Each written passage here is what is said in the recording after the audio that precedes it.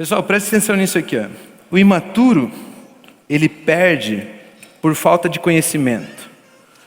Ele perde por tentar provar quem é.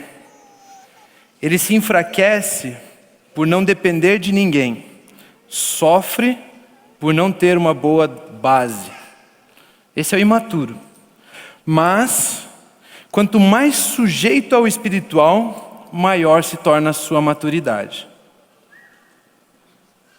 Então, se em alguma área você está perdendo, em alguma área você está sofrendo, se enfraquecendo, em alguma área está acontecendo algo ruim para com você, é porque talvez você ainda seja imaturo nessa área.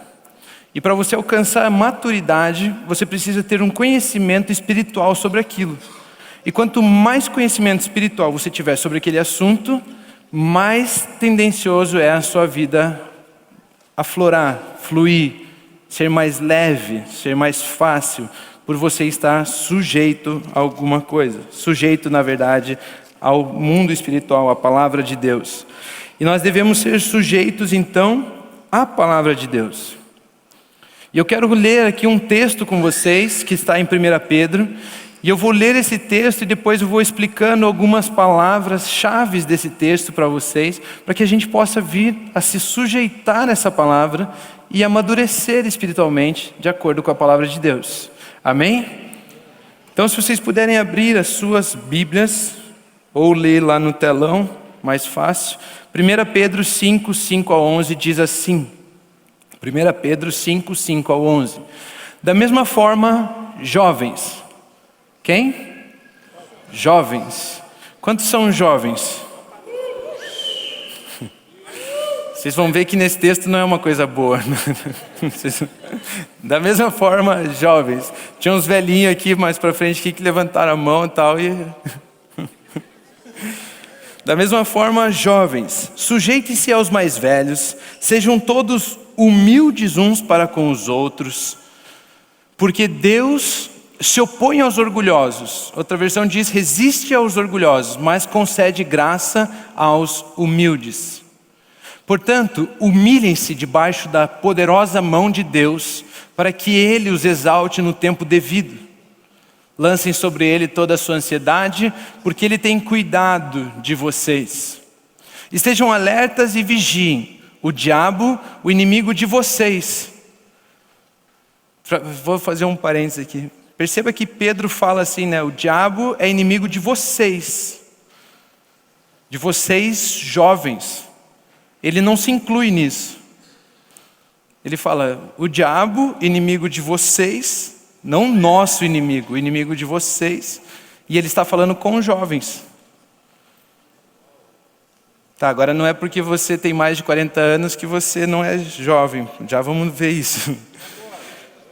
Humilhe-se debaixo da mão, tal. O diabo, que é inimigo de vocês, anda ao redor como leão, rugindo à procura de quem possa devorar. Resistam-lhe, permaneçam firmes na fé, sabendo que os irmãos que vocês têm em todo o mundo estão passando pelos mesmos sofrimentos. O Deus de toda a graça, que os chamou para a sua glória eterna em Cristo Jesus, depois de terem sofrido durante pouco tempo, os restaurará, os confirmará, lhes dará forças e os porá sobre firmes alicerces. Amém. A Ele seja o poder para todo sempre. Amém. Se vocês puderem baixar suas cabeças, vamos fazer uma oração. Senhor Deus poderoso, obrigado pelas nossas vidas. Obrigado, Senhor, porque nós podemos nos entregar ao Senhor, confiar no Senhor. Dizemos, Senhor, que realmente o Senhor mudou a nossa história, mudou as nossas vidas, tudo pelo seu amor. Foi o Senhor quem deu o primeiro passo, foi o Senhor quem veio nos amar, foi o Senhor que enviou o seu Filho, quando ainda não merecíamos esse amor, quando ainda não tínhamos direito nenhum a esse amor, estávamos mortos em pecados, em delitos, nas nossas transgressões.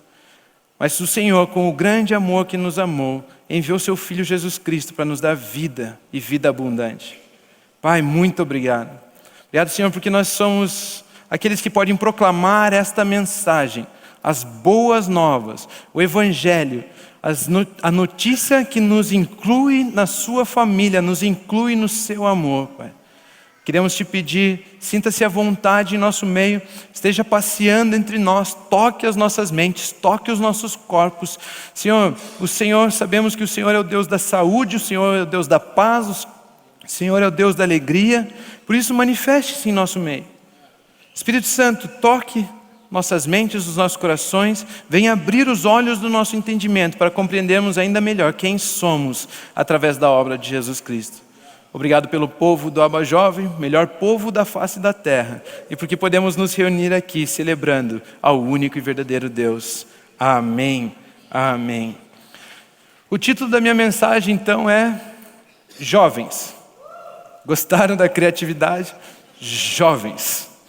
E aí, em 1 Pedro 5,5, agora eu vou começar a ler o texto devagar com vocês, eu li ele inteiro, agora eu vou começar a ler ele devagar com vocês e frisar em algumas palavras. Então, 1 Pedro 5,5 começa dizendo assim: da mesma forma, jovens. Jovem aqui a gente pode entender de duas formas, ou na ordem cronológica, no tempo, ou seja, aqueles que têm menos de 30 anos, jovens, mais de 30 anos, já passaram da maioridade, já são pessoas mais maduras, já são, no caso, cronológico. Porém, nós podemos entender também como uma idade, uma maturidade espiritual. E ele apresenta então algumas características nesse texto de pessoas que são jovens. Você pode ter 90 anos e ser jovem espiritualmente falando. E você pode ter 15 anos e ser velho espiritualmente falando, ser maduro espiritualmente falando. Então vamos falar de algumas características aqui que fazem da pessoa jovem e como Pedro auxilia, como Pedro dá as dicas de como passar por isso, viver esses momentos da sua vida. Então, se você se encaixar numa dessas características, talvez você ainda seja jovem, imaturo. Mas se você já se encaixa na solução, talvez você já seja maduro. Tá bom? Então hoje a gente vai separar os meninos dos homens. Tá bom? Nada a ver, né? Então 1 Pedro 5,5. Humildes, ele diz, sujeitem-se aos mais velhos, sejam todos humildes uns para com os outros. Pedro então ele precisa ensinar alguma coisa para os jovens. Ele está falando, ei jovem, você precisa ser humilde. Você precisa ser humilde. Se sujeitar aos mais velhos, ou seja, aceitar conselhos dos mais velhos e ser humilde. É importante a gente frisar que humildade não é pobreza, não é status social, não é o cara que é pobre ele é humilde, o cara que é rico não é. Humildade não é isso.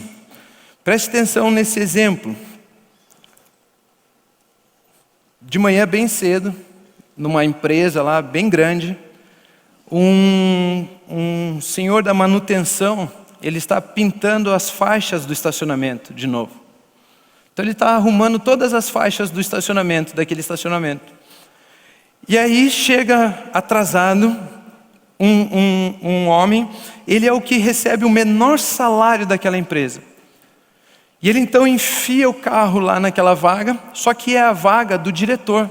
E ele coloca o carro lá naquela vaga, o senhor da pintura olha, cara, eu estou pintando a vaga, não estaciona aí, essa vaga é do diretor, não faça isso, por gentileza, você pode retirar o carro. Ele baixa o vidro, xinga o pintor, fala, só porque eu sou o que menos recebe aqui, só porque eu não sou valorizado, vocês não me dão valor, vocês não se importam comigo, eu vou deixar o carro aqui, dá mais uma xingada, e aí deixa o carro lá o dia inteiro. Às vezes, nós fazemos isso aqui no estacionamento da igreja também. Você poderia parar o carro lá? Não, eu não, você sabe quem eu sou? Não, não sei também, tá vendo? Não me valoriza. E aí então, no outro dia, o diretor nem tinha ido parar a vaga lá, porque ele sabia que aquele era o dia da pintura. No outro dia, ele chega bem cedo, antes de todo mundo, normal, característica do líder. Ele chega, coloca o carro lá, e o pintor vem correndo e fala, Senhor, não, você não pode parar o carro aqui. Ontem um funcionário parou o carro, fez mó lambança, estragou tudo a pintura, e aí você não pode parar aqui hoje. Aquele diretor, educadamente, baixa o vidro e diz, ok, obrigado pela informação, eu vou retirar o carro, tira o carro e sai fora. Quem é o humilde, o pobre ou o rico? Então, pobreza não tem nada a ver com dinheiro. Humildade não tem nada a ver com dinheiro. Humildade não tem nada a ver com dinheiro. Humildade é, na verdade, é saber que você pode e não fazer. É saber quem é e não usar isso em benefício próprio. O diretor, ele tinha o direito de falar, não, eu vou deixar o carro aqui e pronto. Deu um jeito. O combinado era ontem. Você ia pintar ontem. E agora eu tenho que parar o carro aqui. E ele tinha o direito, ele podia fazer, ele tinha autoridade lá dentro para fazer, mas não o fez. Isso é humildade. Saber quem você é e não usar isso para o seu benefício próprio. Saber quem você é e não querer que isso beneficie apenas você. Humilde é aquele que teria todas as qualidades do mundo para se gloriar, mas não faz. Isso me lembra daquele texto de Paulo quando ele fala, se alguém pudesse se gloriar naquilo que tem, naquilo que é, seria eu. Porque eu sou circuncidado ao 8º dia. Eu sou fariseu dos fariseus. Judeu de judeu. Eu sou não sei o que, não sei o que, não sei o que, não sei o que, não sei o que. Se alguém pudesse se gloriar nas credenciais que tem, seria eu. Mas antes eu considero isso tudo como esterco. Isso não tem valor para mim. Para que eu alcance, para que eu tenha, que eu receba a graça de Deus. Humildade então é uma das chaves para você receber a graça de Deus. E aí então o humilde é aquele que teria motivos para se gloriar, mas não faz. Esse é o humilde. O jovem então, se ele está falando para jovens, o jovem ele é humilde ou ele é orgulhoso? Se ele tem que dar a dica para o jovem de que ele deve ser humilde, significa porque jovens são orgulhosos. Jovens são orgulhosos porque confiam nas suas próprias forças. Eles acham que podem tudo e sabem tudo. De novo, não é a idade cronológica. Você encontra muita gente aí com 20 anos que não confia nele mesmo. E muita gente com 60 anos que acha que sabe tudo. Não é a idade cronológica. Mas o jovem então, ele é o orgulhoso nesse contexto. E Pedro então está ensinando ele, não confie em você mesmo. Não se glorie das coisas que você tem. Isso não vai te trazer uma justiça própria. Isso não vai lhe conceder graça. Porque a continuação do versículo, 1 Pedro 5,5 diz assim, porque Deus se opõe, Deus resiste aos orgulhosos, mas concede graça aos humildes. Uma das chaves para acessar a graça então é a humildade. Mas se você confiar nas suas próprias obras, você recebe graça? Não. Porque se você confia nas suas próprias obras, você se baseia, você tenta conquistar as coisas que a graça te daria de graça por si só, pelo seu próprio braço, pela sua própria força. Então, Deus não ama todo mundo, por que Ele resiste o orgulhoso? Por que Ele rejeita o orgulhoso? Não é Ele que rejeita, não é Ele que resiste. O orgulhoso não quer a ajuda dele. Então não tem o que Deus fazer. Então Deus o resiste, Deus se opõe a ele, fala assim, ei, eu não posso participar das coisas que você faz, porque você quer fazer sozinho, você quer confiar apenas em você mesmo. É por isso que ele diz, Deus resiste e se opõe ao orgulhoso, porque o orgulhoso não quer a ajuda de Deus, mas o humilde é aquele que entende que pela sua própria força não consegue, pelas suas próprias credenciais não consegue, e ele aceita, recebe a graça de Deus. Esse é o humilde. Então, jovens, não sejam orgulhosos, não confiem em vocês, não confiem nas coisas que você tem, não confiem no tamanho da empresa que você tem, nos estudos que você fez, não confiem nos seus diplomas, não confiem nessas coisas. Coloque a sua confiança em Deus, seja humilde e assim Ele lhe dará graça. Porque só sendo humilde, só sendo vazio de você mesmo, você consegue receber a graça de Deus. Vocês estão me entendendo? Humilde então compreende que precisa da graça de Deus. E aí o versículo 6 diz assim, nossa, já são 20. Portanto, humilhem-se debaixo da poderosa mão de Deus, para que Ele os exalte no tempo devido. E agora fica legal porque todo mundo usa esse texto, né, para, ei, humilhe-se debaixo da poderosa mão de Deus, e daí já traz aquela condenação, todo mundo fica com medo na cadeira, o pastor começa a bravejar, a gritar e tal, e todo mundo acha um saco aquele culto, porque o pastor está brigando de novo, porque eu tenho que me humilhar debaixo da mão poderosa de Deus. Se a mão poderosa de Deus te alcançar, porque você não for humilde, ela vai te esmagar, ela vai te destruir, Ele vai pesar a mão sobre você. Vocês já escutaram esse tipo de mensagem. Mas na verdade, humilhar-se debaixo da poderosa mão de Deus não é algo negativo, é algo muito positivo. Porque se ser humilde é não confiar em você mesmo, nas suas credenciais, mas ter que confiar em Deus, você gostaria de confiar na fraca mão de Deus ou na poderosa mão de Deus? Então, uma grande vantagem saber que podemos largar das nossas credenciais para confiar na poderosa mão de Deus e passar a confiar em um Deus que realmente tem poder para nos ajudar. Não é muito melhor?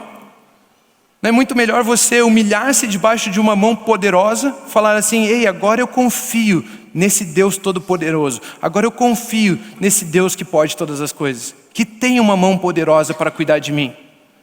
Não é muito melhor? Então esse texto não está falando que essa mão vai pesar e vai machucar você se você não for humilde. Na verdade está falando, ei, você pode confiar em Deus, porque Ele é poderoso, Ele é muito mais poderoso, Ele pode muito mais, Ele tem muito mais do que aquilo que você pode alcançar e ter na sua própria força. Portanto, humilhem-se diante da poderosa mão de Deus. Isso não é algo ruim, é algo excelente. Aqueles que não confiam em suas forças são humildes, são aqueles que dependem da poderosa mão de Deus. Por isso eu quero dizer, leve a sério o espiritual. Se sujeite à palavra. Se a palavra está dizendo, seja humilde, é porque essa é a característica daqueles que confiam nela. Sujeite-se a ela, concorde com ela. Não confie em você mesmo, mas confie na poderosa mão de Deus. Confie na poderosa mão de Deus. E o versículo diz que aqueles que confiam na poderosa mão de Deus, eles serão exaltados no tempo correto. Eles serão exaltados no tempo correto. Ou seja, isso nos leva à próxima palavra que eu queria destacar ali bem forte, em 1 Pedro 5:7, que diz assim, lancem sobre Ele toda a sua ansiedade, porque Ele tem cuidado de vocês. Ou seja, aqueles que confiam no Senhor, têm o cuidado dEle. Aqueles que são orgulhosos, ficam ansiosos. Porque aquele que é orgulhoso, ele tem que provar, ele tem que confirmar que ele consegue. Então ele precisa do resultado que só sairia amanhã, hoje. Você fala que você sabe, você fala que você tem, aí alguém fala, prove. Não, mas o meu carro chega só amanhã. Não, mas você falou que tem. Prove. E aí você quer provar que aquilo que você só vai receber amanhã tem hoje, você fica ansioso porque você quer mostrar hoje aquilo que você só teria amanhã. Isso na sua própria força. Isso se você estiver tentando provar por você mesmo. Não sei quantos de vocês já passaram por algum tipo de problema. Você estava passando por um problema na sua vida e de repente o seu chefe passou e falou assim, não, deixa isso de lado, isso já passa. Ou a sua mãe passou por você e falou, não, esquece isso, daqui uns 2 dias já acabou, daqui uns 3 dias isso aí passou. Né? Não faça nada, só deixe passar que vai passar, isso aí passa, isso aí passa. E aí todo mundo dizendo para você, isso aí passa. Só que você, perdendo a esperança de que um dia você teria o problema resolvido, você se torna ansioso, querendo o problema resolvido hoje. Você tenta ter aquilo que você deveria ter no futuro hoje. Isso gera ansiedade. Isso é ansiedade. Querer hoje aquilo que você deveria ter só no futuro. E aí você toma algumas decisões, você está no meio daquele problema e porque você quer o resultado hoje, você toma algumas decisões. E quando vocês já passando pelo problema, a mãe falou, ei, deixa isso para lá, você tomou uma decisão e só piorou o problema. Eu já passei por isso várias vezes. Minha mãe é uma mulher bem sábia. Sempre que ela fala, eu discordo, eu erro. Não tem, é fato. E vocês estão rindo porque é assim com vocês também, né? Então, ansiedade é aquilo que nos tira a certeza do futuro. Ansiedade tira a nossa esperança. A ansiedade faz com que eu queira aquilo que está no futuro hoje. A ansiedade é o desejo de ter já, hoje, aquilo que você teria amanhã. Isso é ansiedade. Por exemplo, esses dias no PED, no curso do PED, eu tive que falar um pouco sobre finanças pessoais e estava falando sobre juros. Juros é o preço que você paga por querer hoje aquilo que você só poderia ter amanhã. Juros é o preço da ansiedade. Aquela bolsa que você queria, ela custa R$3.500, R$6.000, sei lá quanto. E aí você paga no cartão de crédito em 60 vezes, porque daí você quer aquela bolsa. Mas tem que ser hoje, porque a festa é hoje, porque eu não sei o que é hoje, e tem que ser hoje. E aí no final dos 60 meses você pagou 3 bolsas. Por causa dos juros. O preço que você paga de juros é o preço da ansiedade. Por querer hoje aquilo que você só poderia ter amanhã. É tão simples. A ansiedade te prejudica. Autoescola, coloquei outro exemplo aqui. Você entra na autoescola, dali, eu não sei quanto tempo demora hoje a autoescola, sei lá, 3 meses, que seja. Dali 3 meses, você vai dirigir. Você vai estar com a sua carteira na mão e você vai dirigir. Por que pegar o carro do pai hoje? Isso é ansiedade. Querer hoje aquilo que você só deveria ter depois. Aquilo que você deveria ter no outro dia. Então, jovem, ele está dizendo, não seja ansioso. Lance a sua ansiedade sobre o Senhor. Lance a sua ansiedade sobre Ele. Porque Ele tem cuidado de você.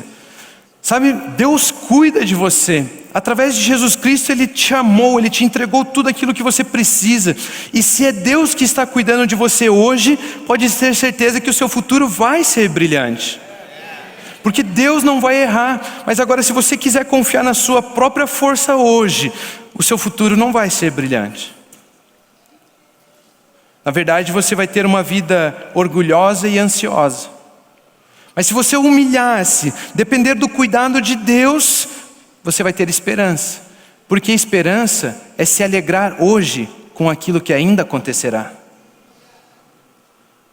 Eu entrei na autoescola, daqui 3 meses eu vou dirigir. Daqui 3 meses minha carteira chega.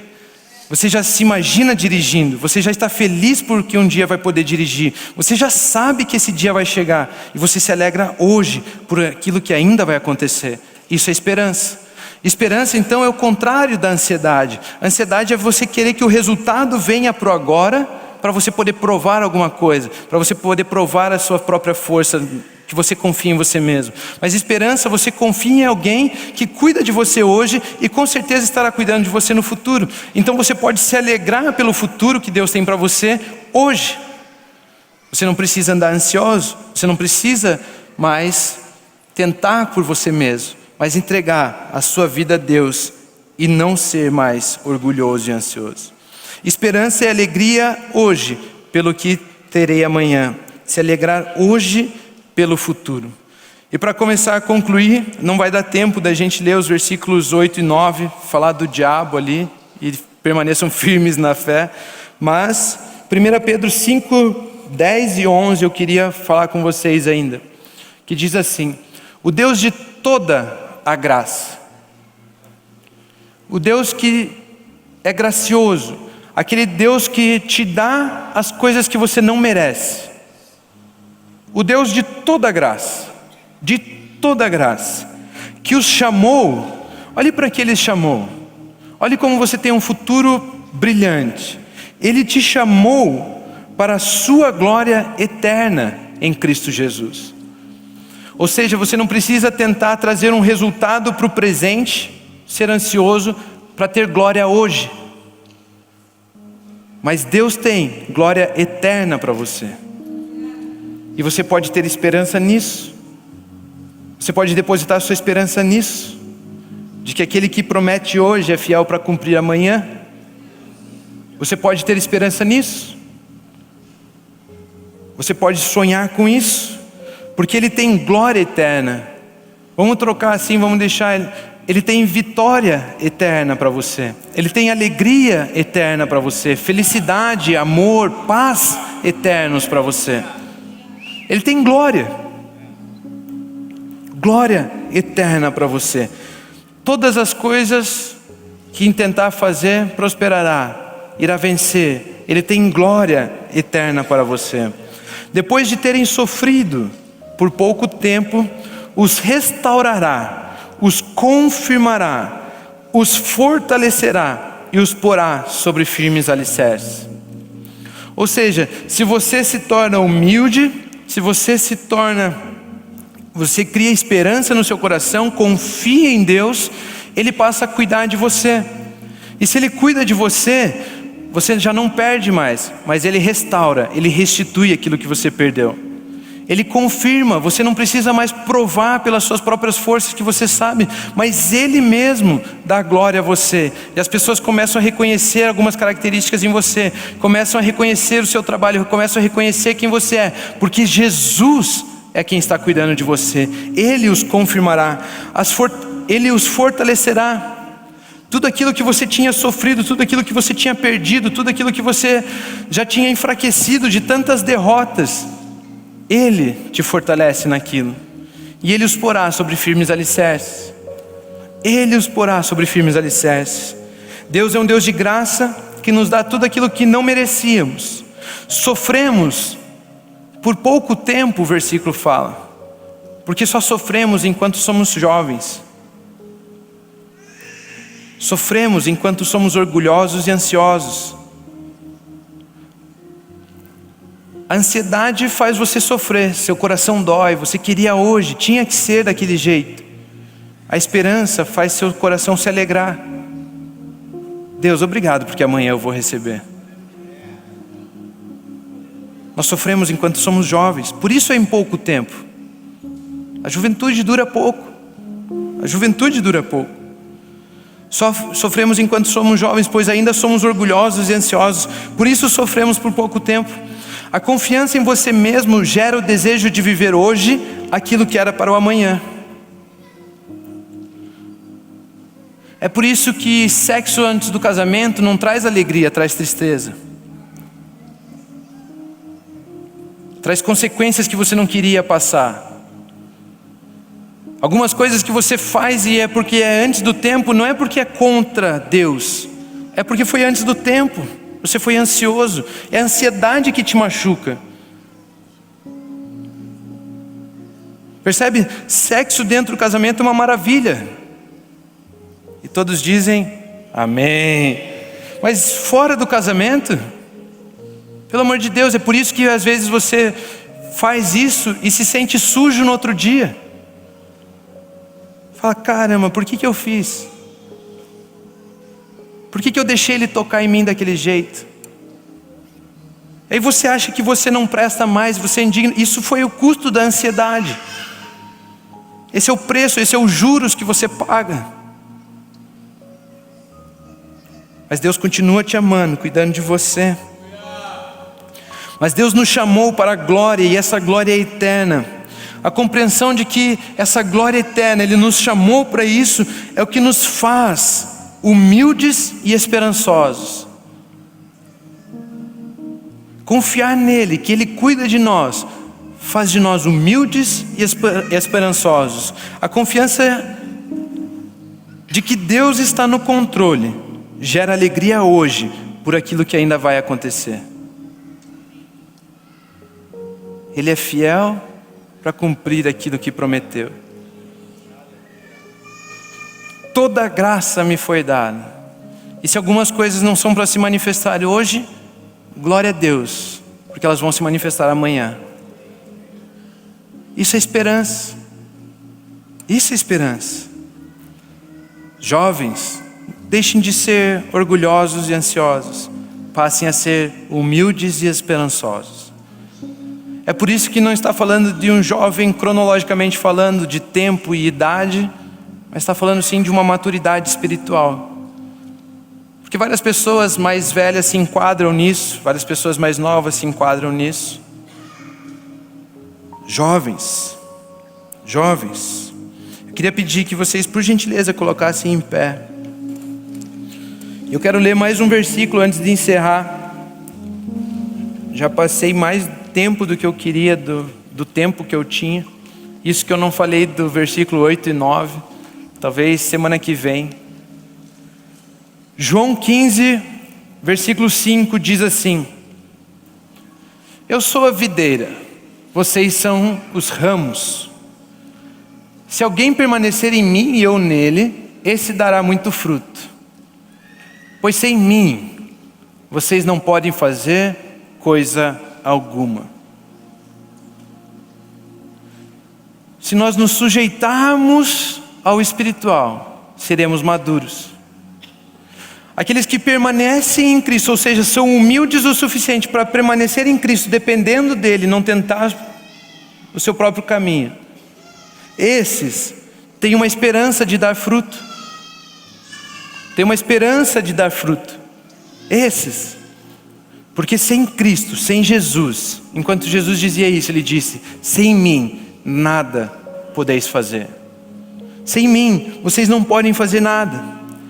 Se você confiar hoje no Senhor, entender que através de Cristo podemos viver a vida que Deus tem para nós, Ele tem poder para restaurar o que você perdeu, poder para confirmar quem você é, sem você precisar provar para ninguém, tem poder para fortalecer você nas áreas que você pensava estar derrotado, e poder para dar um firme alicerce, um lugar seguro, um novo início, uma nova vida para você. Só Jesus tem esse poder. Sem Ele, nada podemos fazer.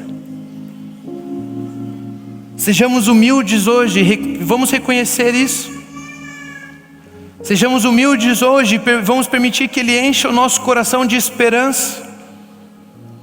Certeza de que o amor dEle nos alcançou. Jovens, confiem no Senhor. Confiem no Senhor. E Ele os exaltará no tempo devido. Ele os exaltará no tempo certo.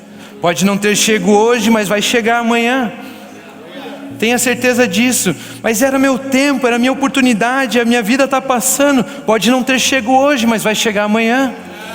Porque é Ele que tem cuidado de vós. É Ele quem cuida de nós. Só Jesus tem poder para cuidar da minha e da sua vida. Amém?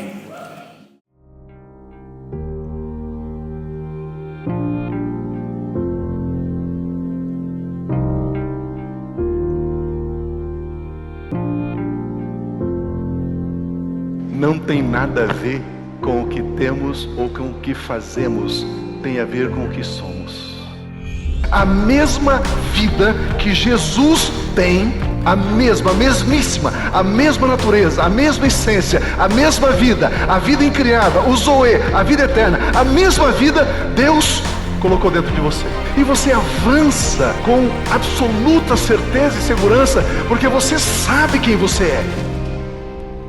E quando você sabe quem você é, e quando você é maravilhoso. Como é bom